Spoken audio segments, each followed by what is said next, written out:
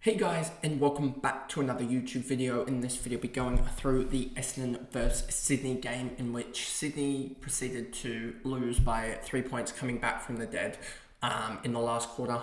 And this was sort of the story of the Swans in round 6 in both games they had. I think they lost both games by 3 points coming back from 2 or 3 goal margins in both of them to get it very, very close. And I think they had a shot to miss it a shot to win it, in both games and missed. So it just pretty much shows the difference, and then also the fact that they did probably get a little bit lucky in both games to not be trodden on early with some poor kicking from both Essendon and Geelong. We'll get to the Geelong game probably, honestly, in a week's time almost at this point.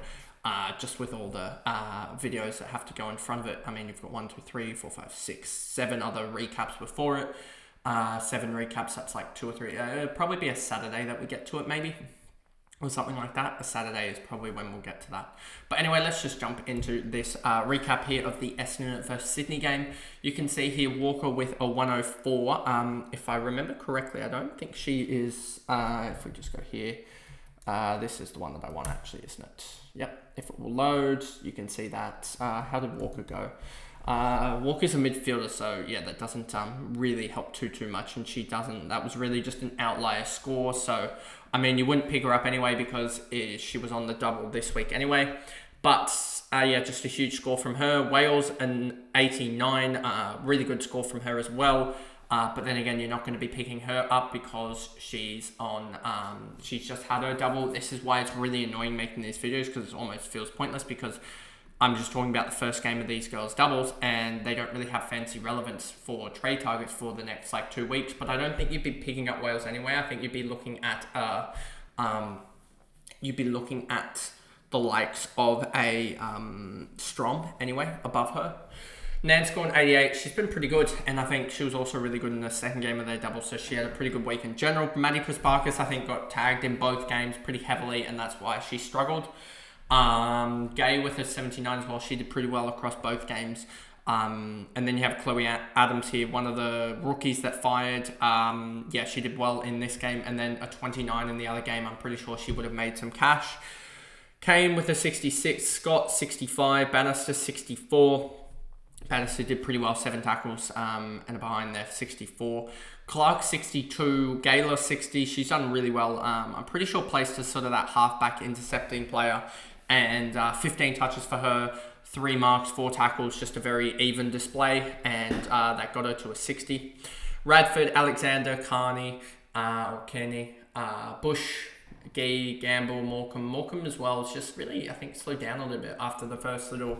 I think she got away with a couple of 50s, but then it's really slowed down.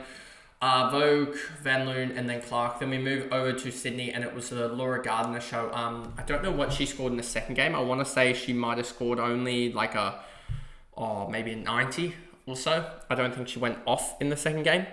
But yeah, she scored pretty well across the.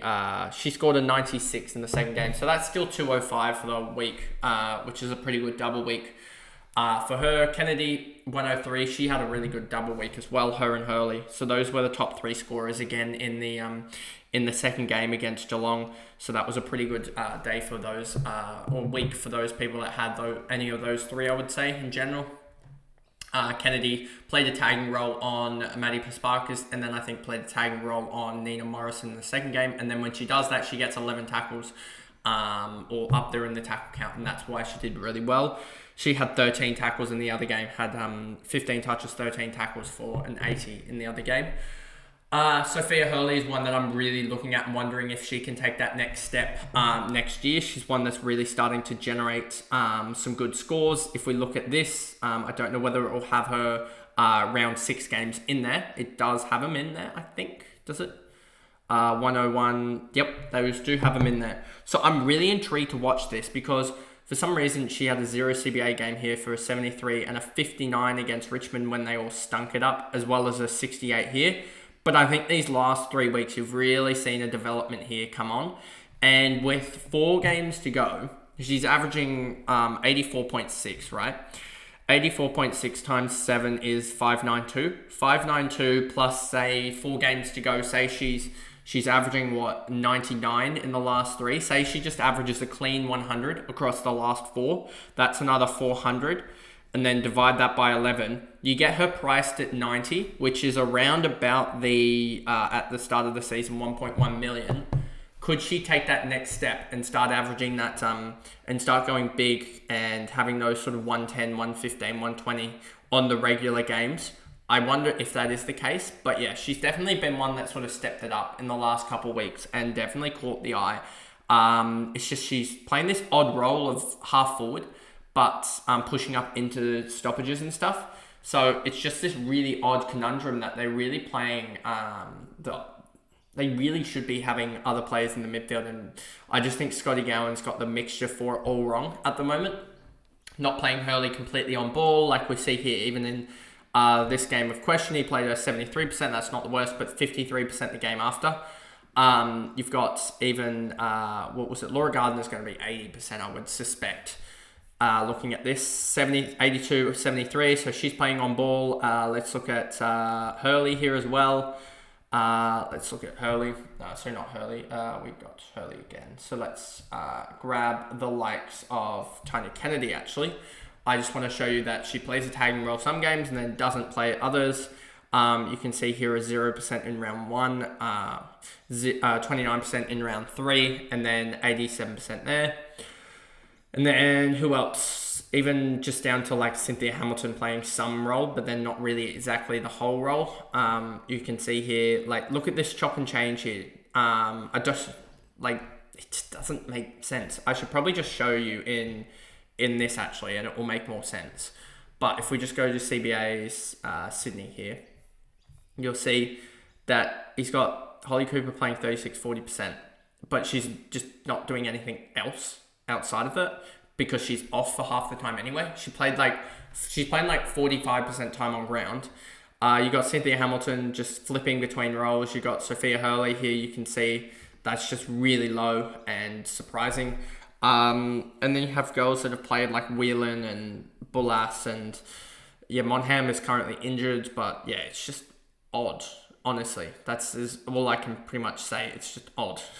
And yeah, that's pretty much that. But you can just see how many people have rolled through that Swans midfield. I mean, you've got, just looking at this, looking at the chart here, you've got Moffat injured. Where is it? Monham injured, and also Malloy injured in that stretch there, as well as having some other sort of halfbacks injured for the Swans. So that's why they're not performing to the best. But yeah, this midfield mix is just odd and off, I think, for the Swans at the moment. And I probably covered that for a large portion of that, of the Swans recap. Their scores up the top here. Head 66, kicked a goal. Pretty sure she put up 64 in the second game, so she would have made some cash, I would think. Yep, she made some cash, which is good, because a lot of the other girls didn't, which was a little bit annoying. As you see here, Holly Cooper put up 75 across 2 games and then somehow lost to Kay from her 420, which was, yeah, that's surprising as well. So I don't know how that works exactly. But anyway, we move on. Hamilton 54, Privatelli, Sergeant Williams. Yeah, I just don't get how like Sergeant Williams and like some other girls are getting games, but I guess that is just the fact that you're effectively having 30, you have about 15 less list spots than the men's game, or 14 I think it is, and you've got to put up like two less players in a match day squad. So yeah, you just don't have, there's just not as many, when you start to get 3-4 injuries, like most clubs do, then you start to really get to the bare bones of it, and not really having anyone else there.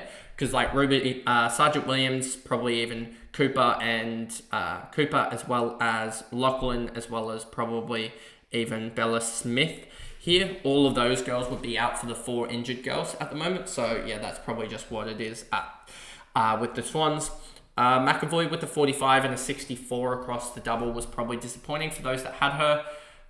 Davies, Grundon, Mitchell, Sullivan, Collier, Hassinger, Steen and Smith. There's just no reliability, I think, with the Swans and their scoring at the moment. And I think that's sort of the case as well with the men's, or at least it was for the most part.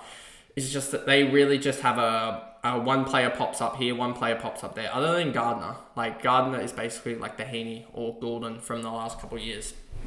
and just being reliable. But other than that, you have Kennedy pop up sometimes, Hurley pop up.